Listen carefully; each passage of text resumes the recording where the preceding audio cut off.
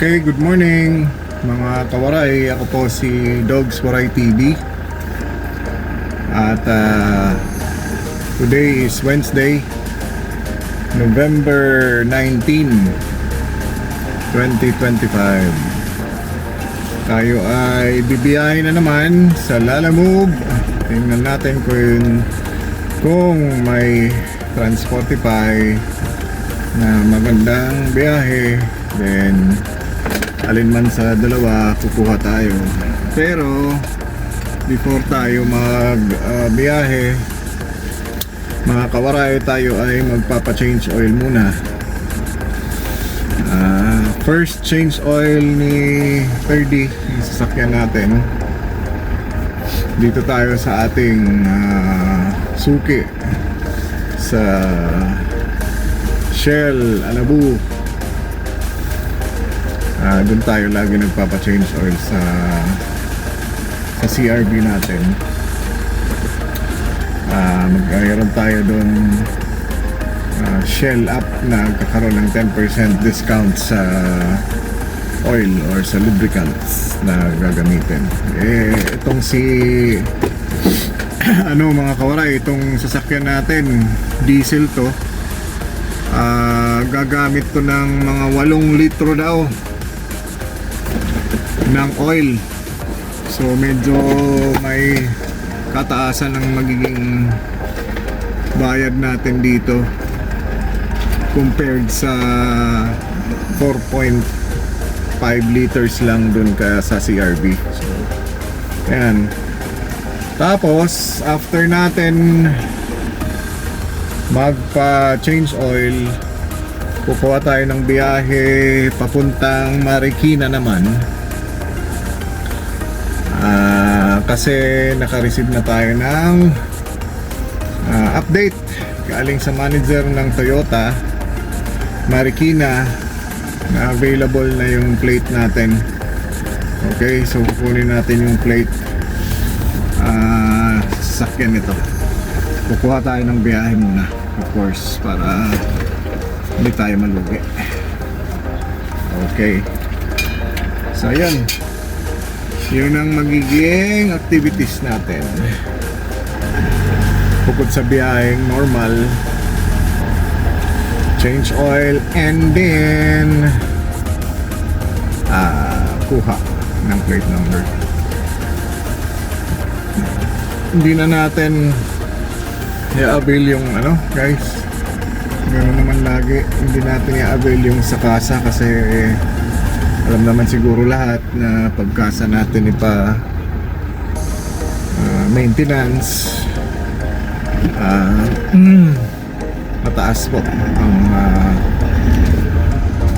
ang bayad natin doon. So at least dito Shell din naman, kilala din naman tayo doon, trusted din naman ang mahawak sa atin na mekaniko. Saka wala masyadong bago naman yung sasakyan natin, wala pang masyadong kulikot to, more on checkups lang siya. Okay, so sige, later na lang. Time check, alas 7:25. Medyo umaambon-ambon dito sa Cavite, sa may amin, sa Imus. Kahapon nga pala guys, bumiyahe tayo, nakakuha tayo ng 3 booking hanggang Pasay lang. Sinakop lang natin yung window hours sa coding kasi syempre habang wala pa yung plate number, sinusunod yung production sticker, which is Tuesday. Sa kasi sa magiging plate number ko, Thursday ulit yung coding. Yun nga nakakatawa. Minsan talaga pag inaabot ka ng Buenas, parehas ang coding ng sasakyan mong dalawa. Diyos ko. Yung CRV natin si Dos, Thursday din 8. Pero okay lang, Buenas naman ang 8, sabi ng kaibigan ko. Eto, 8 rin ang ending. So sabay talaga. 8-8 talaga siya. Tayo'y 8-8. Ay, lapit na tayo sa kanto. Diyan lang tayo sa Shell. Unahin natin tong maintenance ng sasakyan natin. Siyempre kaparty part yan ng ano na nagtatabi tayo ng pang mga ganito maintenance. So ayun, lapit na tayo guys, later na lang.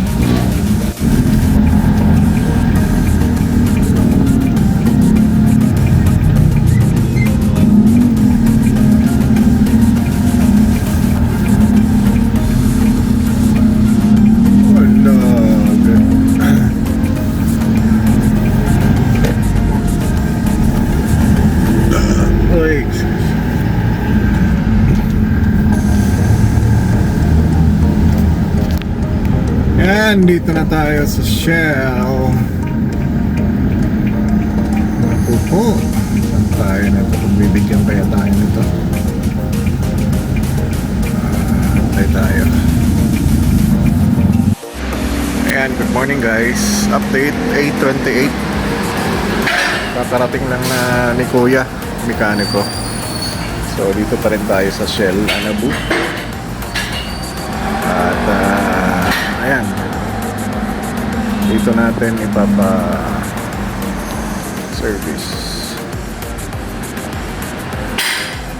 service natin si 30.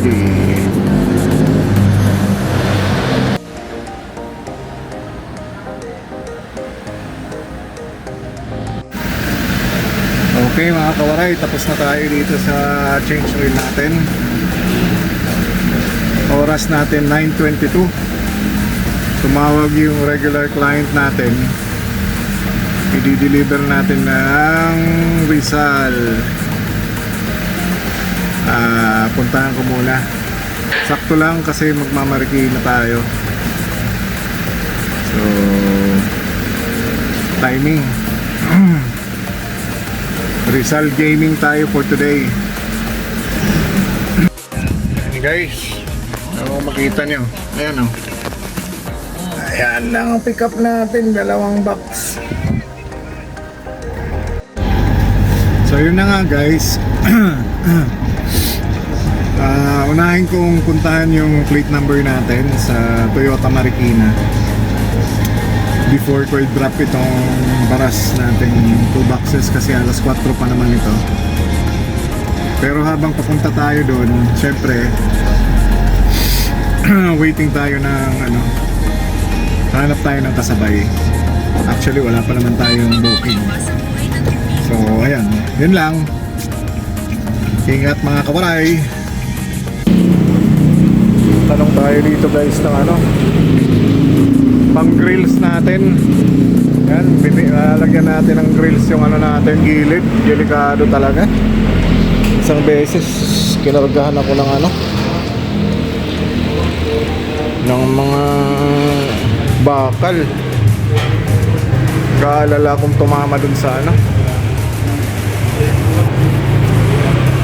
tumama dun sa bintana.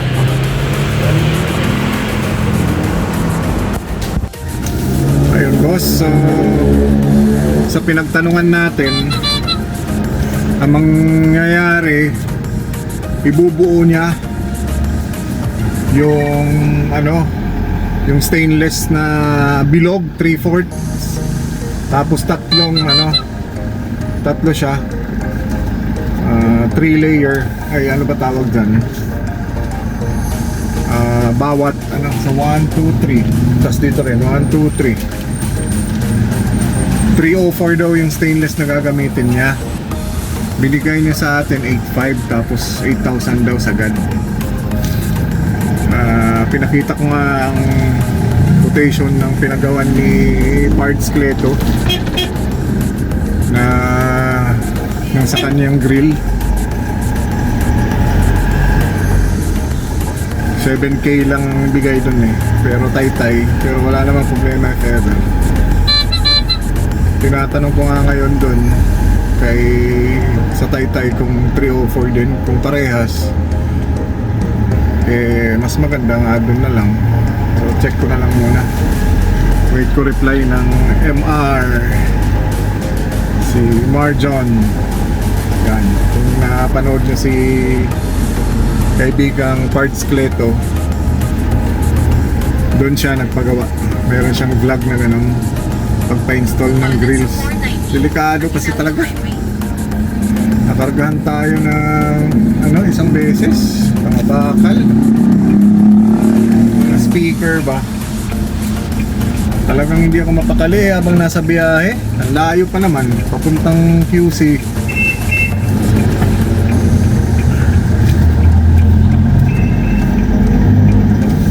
Ayun, wait ko na lang yung reply. Magkakatalo na lang to sa magkakatalo na lang to sa gamit ng materyales. Baka siguraduhin lang natin. Sige, mamaya na lang. Okay guys, nakakuha tayo ng pangsabay papuntang Taguig. Wallet to 684, 1000 kg, dalawang box daw. Dito lang sa Las Piñas ang pick up, 1 kilometer lang. Pupuntahan ko muna. Wala na kasi akong wallet. Kaya sakto lang to. Alright, later na lang mga kawaray. Alas 10:37. Yan, dito tayo sa corner ng intersection ng BF Resort sa tsaka Alabang Sapote. Makalawa tayo dyan. Mas malapit na daw siya. Okay. Yan, dito na tayo sa pickup. Dalawang boxes na ganyan, tulad ng yun dun sa loob. Hindi pala kita. Ayan. Yan. Waiting tayo. Yan na guys, yung karga natin papuntang Taguig. Alright. Yan na. Traffic dito sa may CAA. Approaching CAA tayo. Philippines. Ang daming drama. Ay naka. Sino kaya ang Sino kaya ang magiging solusyon ng presidente para sa atin dito sa Pilipinas? Ang bihira. Lahat na lang may issue. Halos lahat. Mga kawatan. Ayan, at least mga iupay. Kaya huwag na kayong magbayad ng tax. Charot lang! Charot lang. Bayad pa rin tayo. Ganun talaga. That's life. Ay, nako. Masya. Kaya na lang. And guys, dito na tayo sa pickup. Doon na, inakyat na ni Kuya into Chemical Resources. Waiting na lang ako sa bayad sa toll at saka at saka sa parking. Tapos diretso na ako Toyota Marikina muna. Okay mga kawaray, oras 12:38. Dito na tayo sa Marikina. Marikina, ang bayang walang basura. Charot. Alright, 200 meters na lang guys. Darating na tayo. Yan Toyota Marikina. Si 30 magkakaroon na ng plate number Yon. Okay. So yan. Sa Toyota nasa right side. Okay. Ikat tayo. Kaya saan na yan? Okay. Hanap tayo ng parking guys. Mabilis lang naman. Alright guys, nakuha na natin yung plate number. Ayos na. Punta na tayo sa drop off muna natin dito sa Paras. Yung sa regular customer natin. 20 kilometers. Alright.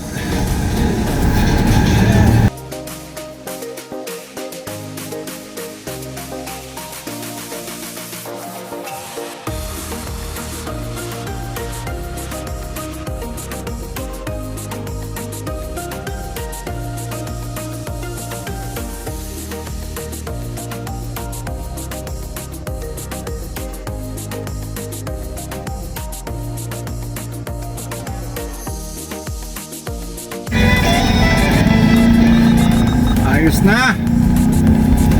Oras 2:20. Natid na natin yung regular customer natin. Hanap tayo ng pa south para ayos na yung biyahe natin. Alright. And guys, update. Oras 2:40 mga kawaray. Mayroon tayong booking na nakuha. Regular siya, 1,000 kg, 5 kilometers ng pick up. Parang artificial tree daw siya, 7 feet. Tapos siya naman daw pahiga. Puntahan ko lang guys, buti na lang. Ito ay 801 na cash, 42 na credit. Thank you Lord. Alright, puntahan ko na.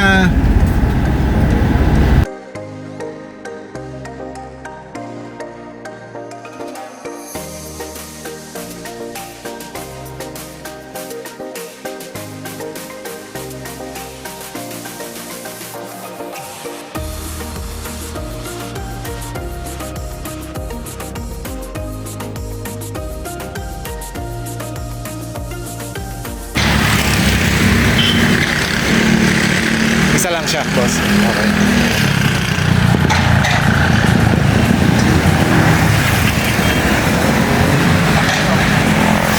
Yan na, pick up natin dito sa Antipolo, papuntang Makati to, boss, no? Makati. Makati. Salcedo, Makati. Yon, okay na. Ang drop off nito ay sa Makati. 24 kilometers. Alright. Puntahan na natin guys, mga kawaray. Later na lang. And guys, na-deliver na natin yung yung drop off sa Salcedo, Makati. Hindi ko lang nakuha ng video, so okay na. Pauwi na ako. Mamaya na lang guys, mamaya na lang kawaray. Oras natin 5:27. Andito na yung sinundo ko. Kaya diretso na kami uwi. Later na lang.